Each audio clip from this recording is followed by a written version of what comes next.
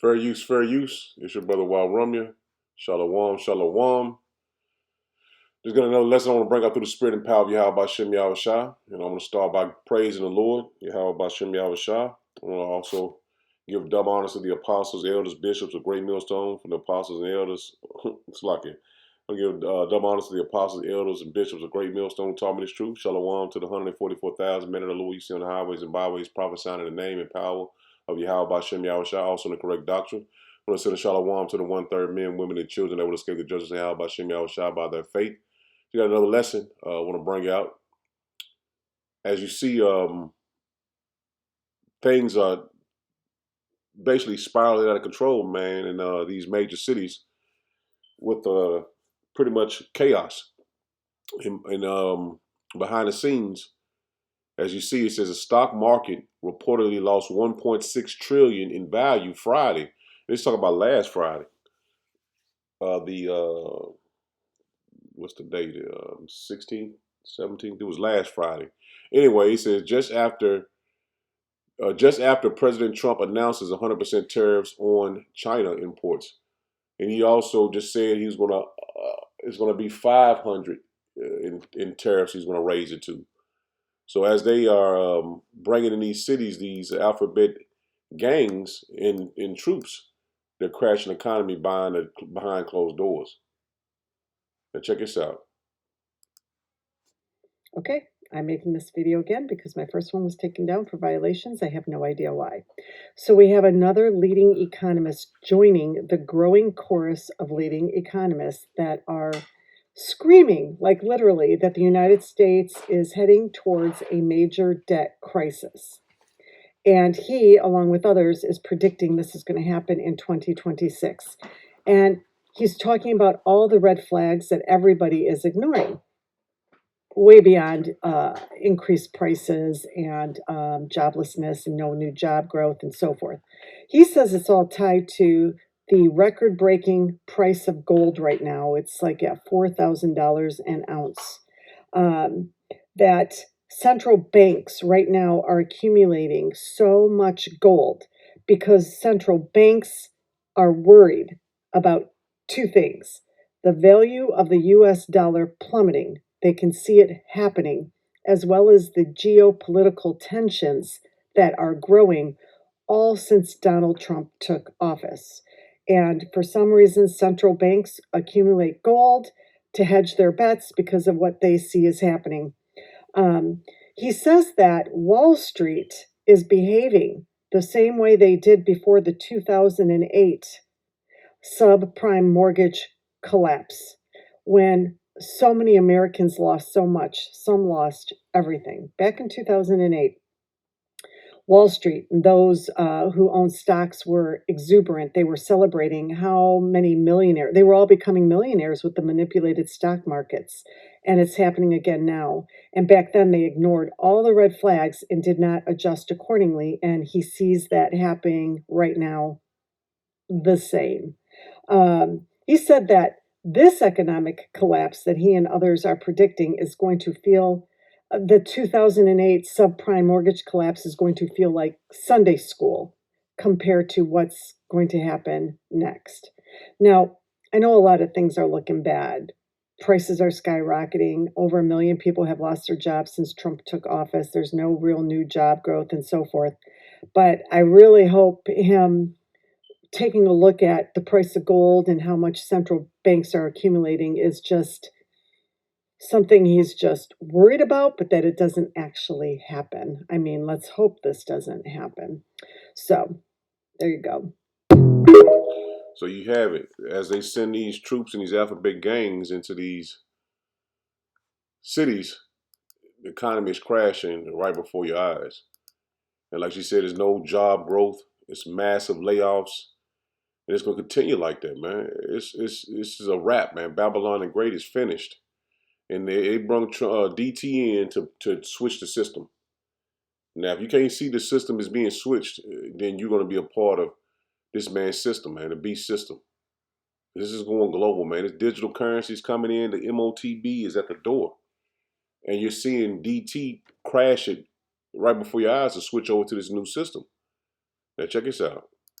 Let's talk layoffs in the economy. Right now, I am looking at the layoff website, warntracker.com. If you did not know, unemployment was 6% in Washington 2 months ago before the government shut down, and most of federal employees are in Washington. When you use the layoff website, you can sort it by year and your state. So, Starbucks, Washington. Let's see, BM Administration Services, Washington. There's a lot of layoffs in Washington. As I said before, 6% unemployment in Washington. Let's see some more. Manson Growers Orchid, that's a big one. Kershaw Farm Labor Management, farms, okay, farms are devastated because of Trump. Another big one is, wow, Gilbert Orchards. Wow, that one's a big one. Stemet AG Services, that's another big one. These are all in Washington, guys. And this is at the top of the list. AG Management Group, that is another big one. Another big one is NWFM. All right, another big one. Columbia Orchard Management.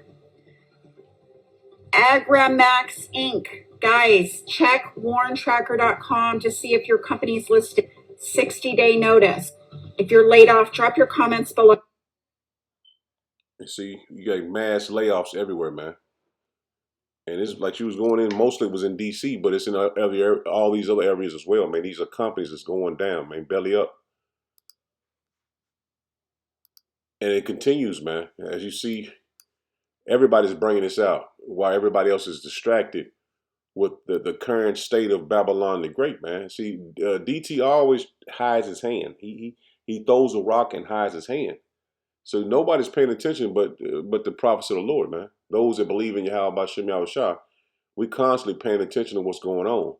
Now this is October the 11th, and it shows you that the trend is basically being set and it's playing out, man, perfectly, man.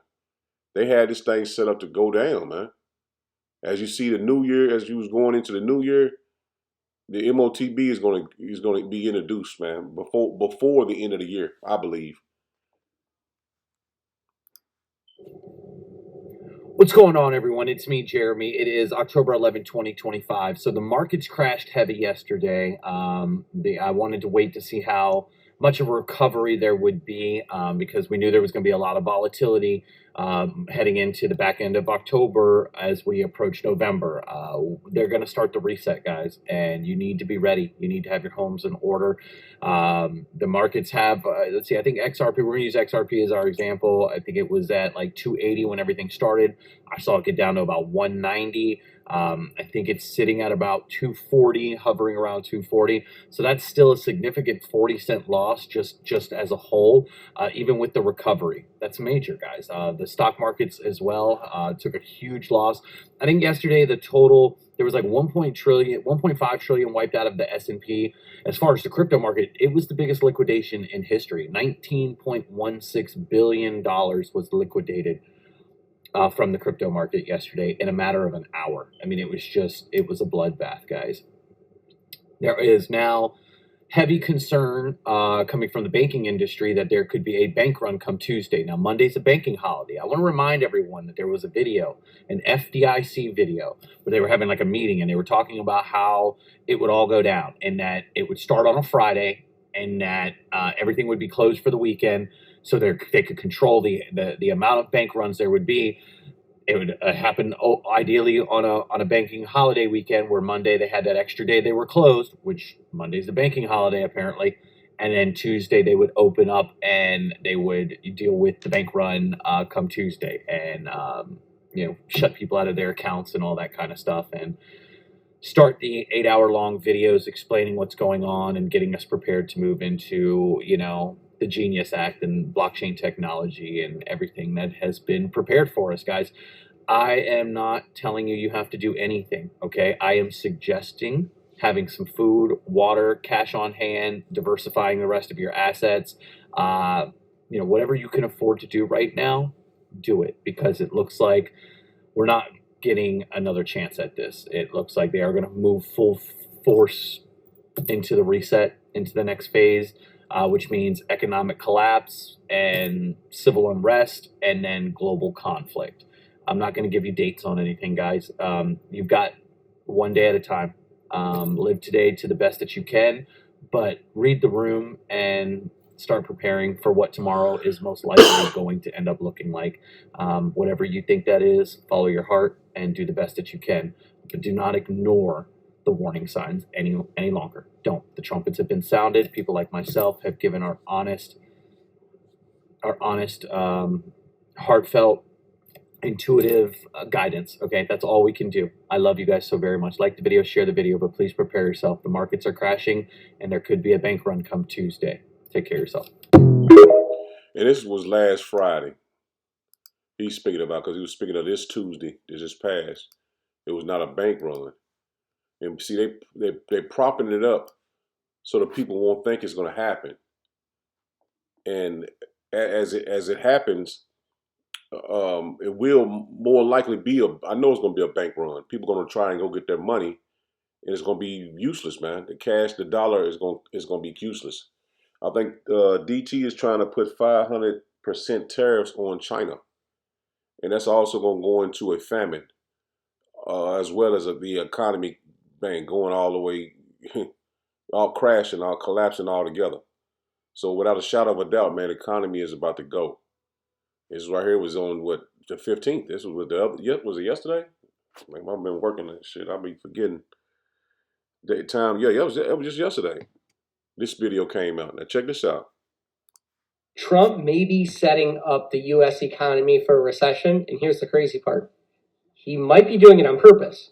Wall Street traders are starting to price in a possible recession in 2025, and one of those Wall Street analysts just said, it's all part of the plan. Charlie McElligott says that the Trump administration needs a recession, and he said the reason why is it would slow down the economy, it would kill inflation, and it would force the Fed to cut interest rates. Now, that would make the U.S. dollar weaker, but that could set up Trump's next step for his economic playbook. And even Scott Bessent, who's the new Treasury Secretary, hinted at an economic rebalance, saying that we have to start focusing on small businesses and consumers. Now, the plan would look something like this. Cut interest rates, give tax cuts, and introduce deregulation, which would give the illusion of economic growth without any of the government spending. See, there you have it, man. So this is all set up, man. And the way it's set up is to keep the people in a what you call a docile or not paying attention, to make them think that everything is going to be okay. And we see it plain as day, man, because the scriptures forewarned us of these things that was coming. And the apostles and elders have been warning us through the spirit of Yahweh Hashem Yahweh Shah for many years, man. So we are here. And we seeing this is it. This is the time the Lord is finna to make some major moves on the elect's behalf. Now, Babylon the Great has had this debt for a long time now. And like the Lord is setting him up for a great fall, man.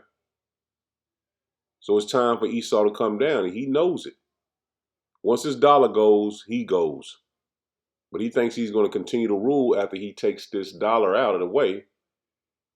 And he thinks he's going to be able to rule with the digital currency. Because just like the guy that said at the end, world conflict is going to happen as well. And that's World War III going to this boiling point. As they saying that they're going to have U.S. troops in Ukraine using those Tomahawk missiles, man. And Putin said that was a red line. So we are seeing prophecy fall like dominoes, man. This is Habakkuk 2 and verse 6. It says, "Shall not all these take a parable against him, and a taunting proverb against him, and say, woe to him that increase, which is not his, that which is not his." See that? He is increased with all these goods, especially over the children of Israel, man, putting us in slavery, and also going and stealing these other nations' resources, putting them under their foot and ruling over them. So now he has increased all his kingdom, and now it's coming to an end, man. He's ruled with the iron fist for many years, man. That the other nations was afraid of Esau, man, and the small hatters, and they still are. But they're soon to get their revenge. It says, how long? And to him that ladeth himself with thick clay, with debt, man.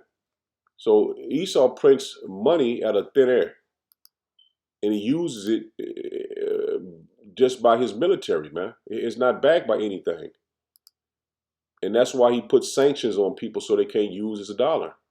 They weaponize their debt to make other people, other nations, not be able to use it, and pretty much cripple their economies and cripple their military, but for the most part, their economy. This is H5671 thick clay. Something pledged. Wait, a pledge, heavy debt.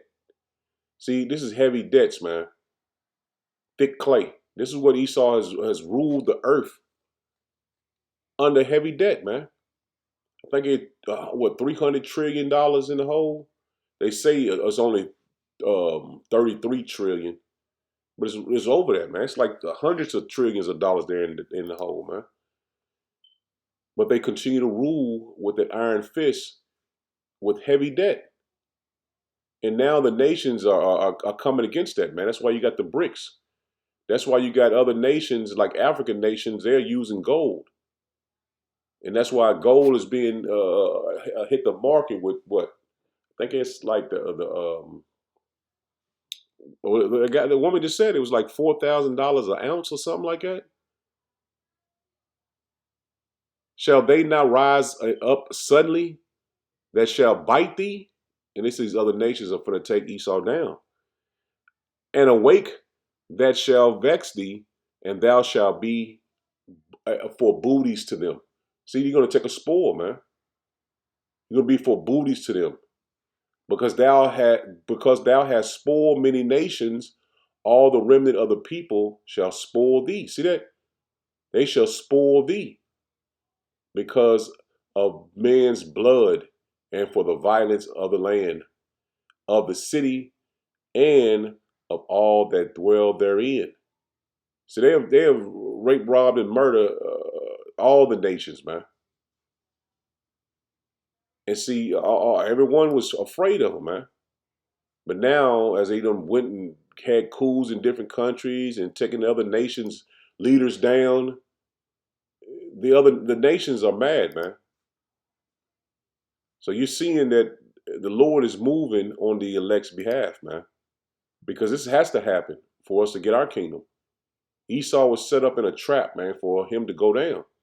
This is Isaiah 33 and verse 1. It says, woe to thee that spoilest, and thou was not spoiled, that dealest treacherously, and they dealt not treacherously with thee. See that they didn't deal treacherously with Esau, but he did with them. He signed treaties and broke every one of them, just like he did the northern tribe, man. Signed treaties. Now you're seeing them sign treaties with the Russians, with China, all these different nations, man. I ain't gonna name them all because I don't know all of them, but we just seeing a glimpse of what the treaties he made with these other nations, and he broke them, man. It says, woe to thee that spoilest, and thou was not spoiled, and dealest treacherously, and they dealt not treacherously with thee. When thou shalt cease to spoil, see that now Esau is ceasing to spoil. They don't have the military might they used to have, because other nations have the same power that they have. When thou cease to spoil, thou shalt be spoiled. And when thou shalt make an end of dealing treacherously, when you're not doing treacherously by other people, they shall deal treacherously with thee. So the roles are being reversed, man. His enemies is being puffed up, not puffed up, being propped up to take them down, man. And this is all by design by Yahweh Bashem Yahushua, man. He's dealt treacherously with all these nations. Now they're going to deal treacherously with him. And this is how Esau movie ends, man. This is Psalm 7. Just drop down to verse 9, man. It says, "Oh, let the wickedness of the wicked come to an end. But establish the just, for the righteous power tries the hearts and reins. My defense is of power, which saveth the upright in heart." See that? The Lord is going to save the upright in heart. Not us saving ourselves, man. We got to lean on the Lord and repent to the Yahweh Shem Yahushua, man, because the Lord is getting this thing stirred up for 2/3 to be judged as well, man, along with Esau. He says, "Power judgeth the righteous, and power is angry with the wicked every day." See that? The Lord is not letting Esau get away. The Lord is angry with him every day, man. It says, "If he turn not, he will whet his sword. He hath bent his bow and made it ready. He hath also prepared for him the instruments of death. See that? The Lord has prepared for Esau the instruments of death, man. And that's those missiles, man. It says, "He ordaineth his arrows against the persecutors. Behold, he travaileth with iniquity, and hath conceived mischief, and brought forth falsehood." And he lies about everything, man. And DT does that. He just did it today when he said that he talked to the president of India about not buying any Russian gas. And the nation, in India came out and said, DT never even talked to their president. It's all falsehood, man. And they think that's strategic, man. The nations ain't falling for that, man. They're not falling for these different tactics they try to use to scare them and make them, fear. Nobody's afraid anymore, man. They have made pacts and made different agreements with each other to come against them. Babylon the Great, man. He says, verse 15, it says, "He made a pit and digged it." See that? This is what Esau has done. He has made a pit for his own self and digged it, and is falling into the ditch which he made. And that's about that debt he created, man. He used his dollar as a weapon against the nations, keeping them poor, keeping them down. They're never going to prosper. He digged a hole, man. He digged a ditch for his own self. It says, "His mischief shall return upon his own head." See that? Everything he's done is going to return back upon his own head. "And his violent dealing shall come down upon his own pate." See that? It's going to come down upon his own pate, which is his head, man. "I will praise Yahweh Shem Yahushua according to his righteousness, and will sing praises to the name of Yahweh Shem Yahushua, the Most High." So the Lord has given us this instruction, man. And that's to continue on in the faith and endure to the very end. We see the Lord has set this thing up perfectly for us to win. This is Psalms 10 and verse 1. It says, "Why standest thou afar off, O Yahweh Shem Yahushua? Why hidest thou thyself in time of trouble?" And see, 2/3 of our people, they're not going to see that this is the Lord doing this to them. And they're going to think the Lord is not with them, man, because they refuse to repent and return to the Lord. "The wicked in his pride doeth persecute the poor." And that's what Esau does. In his pride, he persecutes the poor, man. That's why he sent these alphabet gangs into your cities, man, to persecute you, man. The poor, just trying to make a living, man. "Let them be taken in the devices that they have imagined." See that? They imagine to come against you, Jakes, man, you northern and southern kingdom. But the same thing is going to happen to them, man. They're going to be mistreated and abused the same way, man. First, the Lord is going to shoot missiles on them, and then he's going to put them in hardcore slavery, man, for 1,000 years. So he's not getting away with anything. He just basically stacking up his judgment upon him. He's digging that ditch for his own self. For the wicked boasteth in his heart's desire, and blesseth the covetous, whom Yahweh Shem Yahushua abhor. The wicked through the pride of his countenance will not seek after power. See that? They see that their kingdom is going down, but they still refuse to acknowledge that Yahweh Shem Yahushua is a true living power. He's a so-called black man from the tribe of Judah. the children of Israel being the Israelites according to the Bible. This is what he refused to do, man, because he felt like he's going to win. He feel like the Lord is never coming back and he's going to continue to rule. And this is beautiful, man. It's like a uppercut nobody's that the opposing boxer never sees coming. It knocks his brains out. 4, it says, the wicked through the pride of his countenance will not seek after power. Power is not in all his thoughts. His ways are always grievous. Thy judgment are far above out of his sight. As for all his enemies, he puffeth at them. And that's why they're going to come against him, man. And you see DT boast against everybody, man. Now he's down in South America boasting against that leader. He puffeth at all of them, man. But that's that uppercut coming, man. He's not going to see coming. He's going to knock his brains out. Verse 6, it says, he hath said in his heart, I shall not be moved. That's plain, man.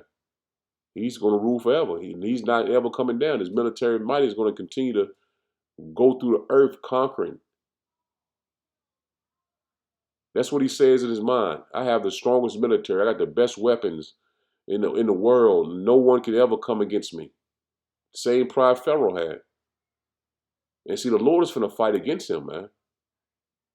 And he's soon to feel the wrath of Yahweh Bashem Yahushua, man. Verse 6, one more time, he says, he have said in his heart, I shall not be moved, for I shall never be in adversity. See, that's his mindset. He'll never be in adversity. So Lord Williams edify, I'm going to end it there. Shalom, shalom.